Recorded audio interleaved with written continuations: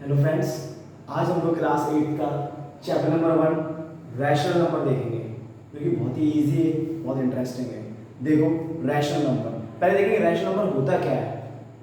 Rational number rational number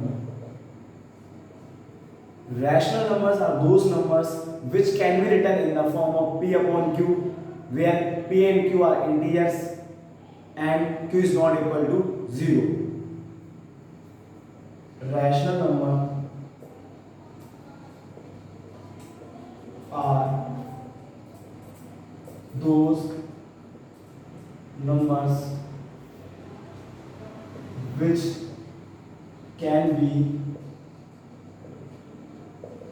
written in the form of p upon q. p upon q बहुत important है। where p and q are integers and q is not equal to 0. इसको हम example से समझेंगे। where p and q are integers and it should be written in the form of p upon q. Example देखो 1 upon 2. This is a rational number. The value of p is 1 and the value of q is 2. And this 1 is the numerator and 2 is the denominator. और example देखो -5 upon 6. ये भी एक rational number के form में लिखा हुआ है -5 upon 6. The value of p is -5 and the value of q is 6. आया समझ में? और एग्जांपल देखो -1 upon 1. This is also a rational number because it is written in the form of p upon q. अब मेरा आप लोगों से एक सवाल है कि आप लोग मुझे बताएंगे 5 क्या ये मेरा रैशनल नंबर है? ध्यान से सोचिए। जी हाँ, ये एक रैशनल नंबर है। क्यों? क्योंकि ये भी आप लोगों का p अपॉन q के फॉर्म में लिखा हुआ। p अपॉन q के फॉर्म में मतलब 5 अपॉन 1, जो कि एक क्या मिला? रैशनल नंबर है। और सबसे इंपॉर्टेंट सवाल मेरा ये है, नेक्स्ट देखो, is 0 A rational number? Is 0 A rational number? क्या मेरा 0 एक रैशनल नंबर होता है? आप लोग आंसर बताएंगे। क्या आप लोग नो तो नहीं बोलने वाले हो? अगर बोलने वाले हो तो आपका आंसर बिल्कुल गलत है। ये 0 भी एक क्या है? एक रैशनल नंबर है। क्यों? क्योंकि ये भी किसके फॉर्म में लिखा हुआ है? 0 upon 1, और 0 upon 1 क्या है ये? This is also in the form of rational number. देखो, so this is also a rational number. Yes, 0 is a rational number. Okay, अब आप लोगों को आई होप दैट आप लोगों को ये रैशनल नंबर समझ में आ गया होगा। एग्जांपल। और अब मैं आप लोगों से एक और भी इंपॉर्टेंट सवाल पूछने वाला हूं। क्या आप लोग बताएंगे मुझे, अगर आप कोई भी नंबर को suppose we are having any number, let us suppose a is a rational number and if you divide a by 0, तो आपको क्या आंसर आएगा इसका? a divided by 0, इसका आंसर क्या आएगा? क्या आप 0 तो नहीं बोलने वाले हो? अगर आप 0 बोलने वाले हो तो आपका आंसर बिल्कुल गलत है। इसका आंसर पता है क्या होगा? a upon 0 is not defined. Answer is not defined. बहुत इंपॉर्टेंट है ये, नॉट डिफाइंड। कभी भी हम कोई भी नंबर को 0 से डिवाइड करते हैं तो वो क्या आता है? Not defined. उसकी वैल्यू कोई भी डिफाइन हम नहीं कर सकते। आप लोग समझ में आया? अब हम लोग प्रॉपर्टीज ऑफ रैशनल नंबर देखेंगे जो कि बहुत इंपॉर्टेंट है। प्रॉपर्टीज ऑफ रैशनल नंबर देखो, अब हम लोग प्रॉपर्टीज ऑफ रैशनल नंबर देखेंगे। प्रॉपर्टीज बहुत ही ज्यादा इंपॉर्टेंट है और होती क्या है आप लोग देखो। पहली प्रॉपर्टी है हमारी कम्यूटेटिव प्रॉपर्टी।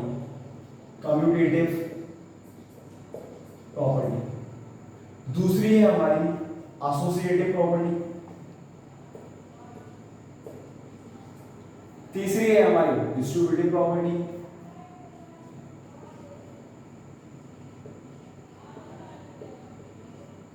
ओके, और अब हम लोग देखेंगे रोल ऑफ जीरो, जो कि मैं इसी प्रॉपर्टीज में पढ़ा रहा हूं। Role of zero, fourth, role of zero,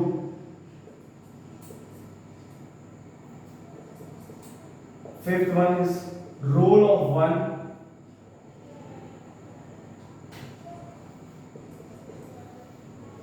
और अब हम लोग इसी में देखेंगे आगे sixth one reciprocal,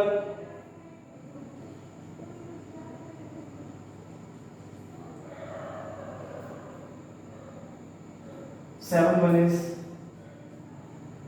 negative of a number.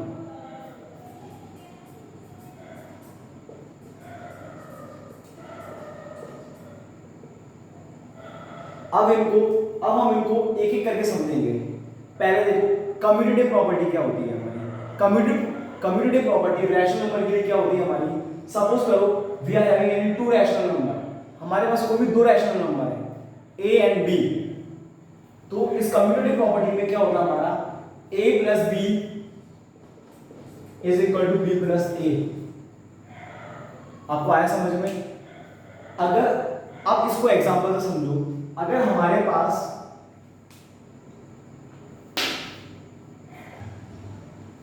हम लोग पहली प्रॉपर्टी देखेंगे कम्यूटेटिव प्रॉपर्टी। कम्यूटेटिव प्रॉपर्टी होती है a plus B is equal to B plus A. इसको हम एग्जांपल से देखेंगे।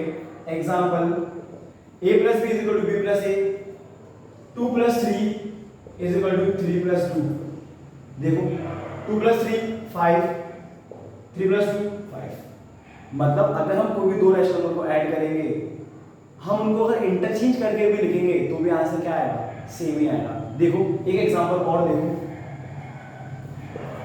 1/2 plus 3/2 is equal to 3/2 plus 1/2। ये भी रैशनल नंबर है, ये भी रैशनल नंबर है। a/b, a plus b, b plus a।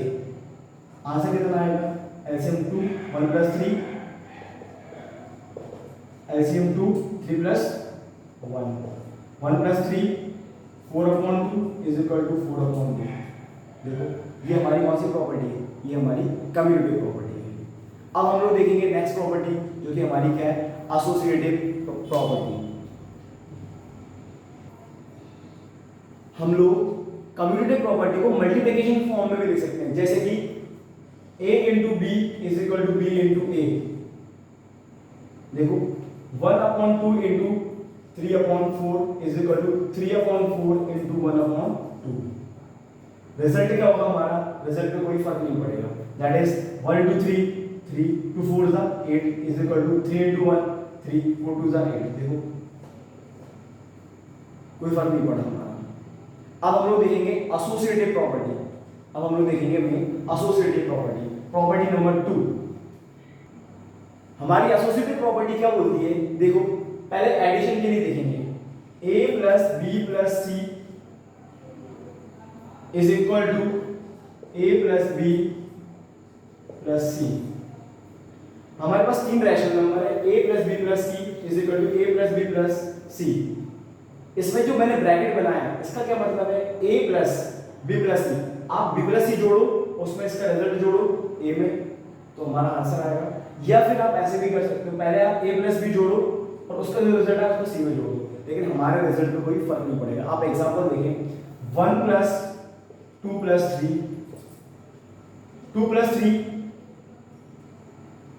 5 plus 1 that is 6 is equal to 1 plus 2 plus 3, 1 plus 2 is 3 plus 3, 3 plus 3 6। देखा आप लोगों ने, हमारे आंसर पे कोई फर्क नहीं पड़ा। अब हम इसी प्रॉपर्टी को मल्टीप्लिकेशन के लिए भी पढ़ेंगे, सेम मल्टीप्लिकेशन के लिए भी। देखो b इंटू सी, या तो पहले आप a into B, b into C कर दो, या फिर a into B into C. हमारे रिजल्ट में कोई फर्क नहीं पड़ेगा। देखो आप लोग एग्जांपल के फॉर्म में देखो, 2 into 3 into 5 is equal to 2 into 3 into 5। 3 into 5 is 15 into 2, 2 into 15 is 30 is equal to 2 into 3 that is 6 into 5 6 5 is 30। ये हमारी कौन सी प्रॉपर्टी है? ये हमारी एसोसिएटिव प्रॉपर्टी है। अब हम लोग देखेंगे नेक्स्ट डिस्ट्रीब्यूटिव प्रॉपर्टी, जो कि बहुत ही इंपॉर्टेंट प्रॉपर्टी है, बहुत ज्यादा इंपॉर्टेंट प्रॉपर्टी है। डिस्ट्रीब्यूटिव, जैसे हमको नाम से समझ में आ रहा है, हमको इसमें क्या करना है? डिस्ट्रीब्यूट करना है। डिस्ट्रीब्यूटिव प्रॉपर्टी, जैसे कि हमको पता है इसमें डिस्ट्रीब्यूट करना है, जैसे कि a इंटू बी प्लस सी। अब देखो क्या है ये प्रॉपर्टी, बहुत ज्यादा इंपॉर्टेंट है। इस a का मल्टीप्लाई b में, that is a into B plus a into C. ये हमारी कौन सी प्रॉपर्टी है? डिस्ट्रीब्यूटिव प्रॉपर्टी है। अब आप इसका एग्जांपल देखो, 2 इंटू 3 प्लस 5, देखो 2 into 3 and 2 into 5, 2 into 3 is 6 plus 2 into 5 is 10 plus 6 is equal to 60। हम इस प्रॉपर्टी के क्वेश्चंस भी करेंगे आगे, अभी आप थोड़ा प्रॉपर्टी समझो, हम आगे के क्वेश्चंस भी करेंगे, बहुत ज्यादा इंपॉर्टेंट है इस प्रॉपर्टी के क्वेश्चंस। अब हमारा नेक्स्ट प्रॉपर्टी देखो आप लोग, नेक्स्ट है हमारा role of zero. Role of zero मतलब कोई भी रैशनल नंबर में या कोई भी नंबर में अगर आप जीरो को ऐड करोगे तो हमारा रिजल्ट कितना आएगा? नंबर इटसेल्फ, दैट इज, देखो एग्जांपल की फॉर्म में देखो, कोई भी नंबर है हमारा, कोई भी इंटीजर, कोई भी रैशनल नंबर है, कोई भी नंबर है, अगर आप उसको जीरो ऐड करोगे तो कितना आएगा? नंबर इटसेल्फ ही आएगा। एग्जांपल -5 प्लस 0 कितना आंसर आएगा? -5। 10 प्लस 0 आंसर कितना आएगा? 10। 1 1 1 प्लस 0 इज इक्वल टू 1 1 1। मतलब कोई भी नंबर में अगर 0 ऐड किया हमारा आंसर कितना आ रहा है? 0। मतलब this 0 is called additive identity. 0 is called additive identity. Okay, next है हमारा रोल ऑफ 1। नेक्स्ट हमारा रोल ऑफ 1। अब देखो रोल ऑफ 1, कोई भी नंबर में 1 का मल्टीप्लाई करेंगे तो क्या आएगा? हमारा आंसर कितना आएगा? a into 1 is equal to a। देखो example, 5 into 1 is equal to 5, -10 into 1 is equal to -10, -6 into 1 is equal to 6, 11 upon 12 is into 1 is equal to 11 upon 12। देखा, कोई भी नंबर में हम लोगों ने अगर 1 से मल्टीप्लाई किया तो हमारा कितना आंसर आ रहा है? Number itself. मतलब this 1 is called multiplicative identity।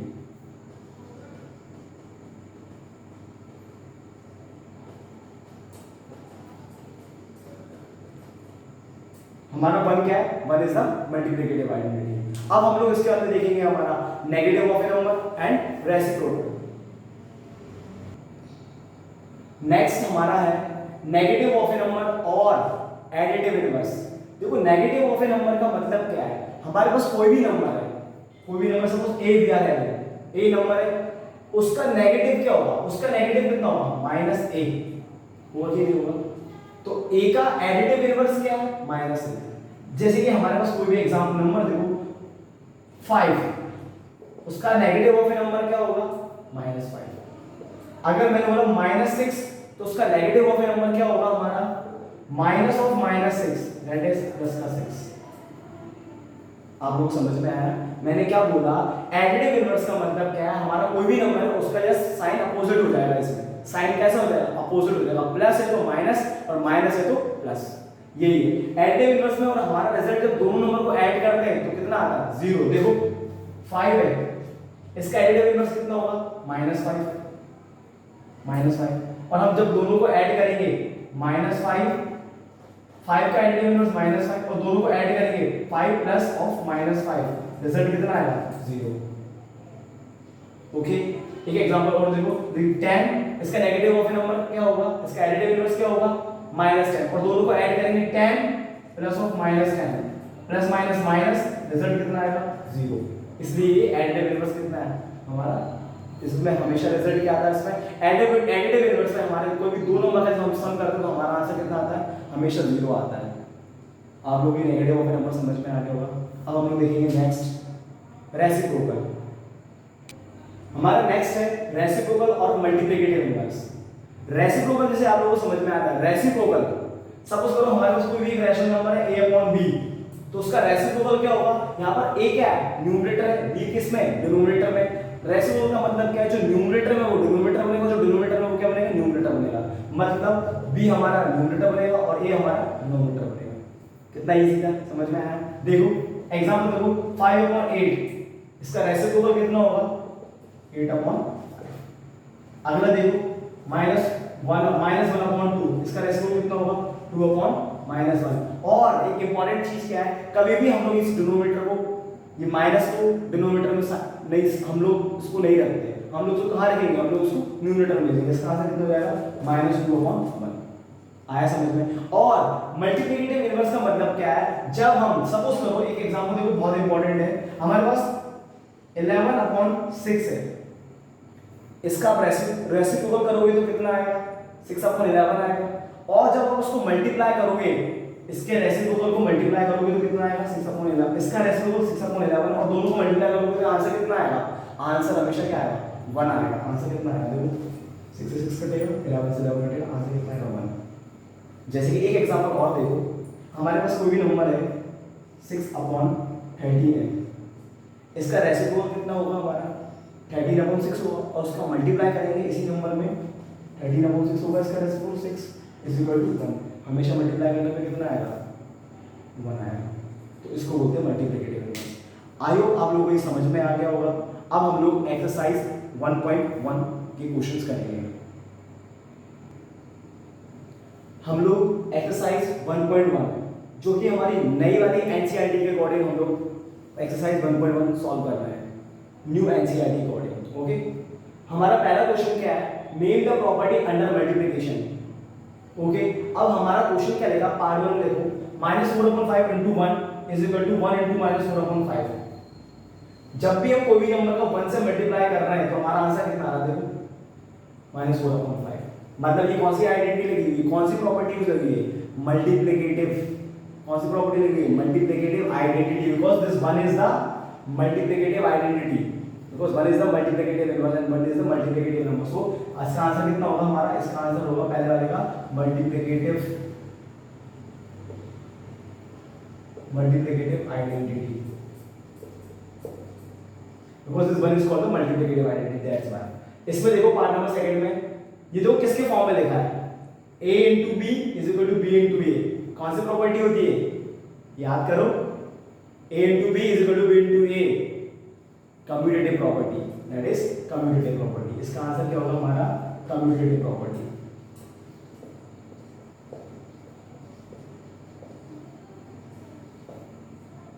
और अब इसका पार्ट नंबर 3 देखो, -19 upon 29 is equal to 29 upon -19। देख रहे हो कैसे घुमा हुआ है? ये a अपॉन b, ये b अपॉन a, इसका रेसिप्रोकल, और रेसिप्रोकल होने के बाद उसको मल्टीप्लाई किया तो आंसर कितना आया? 1। मतलब ये हमारी कौन सी प्रॉपर्टी है? मल्टीप्लिकेटिव इनवर्स, और वी कैन से रेसिप्रोकल। इसका आंसर कितना होगा हमारा? मल्टीप्लिकेटिव इनवर्स होगा। मल्टीप्लिकेटिव इनवर्स बोलेंगे या हम लोग रेसिप्रोकल बोलेंगे, और रेसिप्रोकल। अब हम लोग क्वेश्चन नंबर 2 देखो, 10 what properties allow you to compute, allows to you compute 1/3 into 6 into 4/3 as 1/3 into 6 into 4/3। अब आप ये ब्रैकेट देख रहे हो, आप पहले या तो इन दोनों का मल्टीप्लाई कर लो, या फिर इन दोनों का रिजल्ट है उसका इसमें कर लो, या पहले आप इन दोनों का कर लो या उसका आंसर है उसमें इसमें कर लो। ये कौन सी प्रॉपर्टी है? हम लोगों ने कौन सी प्रॉपर्टी में देखा था? ये एसोसिएटिव प्रॉपर्टी। इसमें कौन सी प्रॉपर्टी लगी हुई है? Associative property. तो हमारा आंसर क्या होगा? Associative property.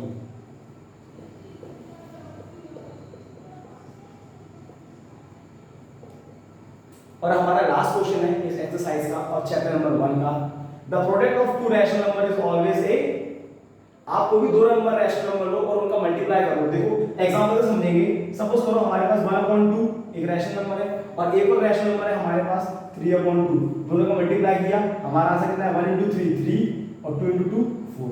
देखो एक रैशनल नंबर है, जब भी हम दो रैशनल नंबर का मल्टीप्लाई करते हैं तो आंसर कितना आता है, एक रैशनल नंबर ही आता है। या फिर हम दो रैशनल नंबर को जोड़ते हैं, हमेशा जोड़ते हैं, उसका आंसर कितना आता है, एक रैशनल नंबर ही आता है।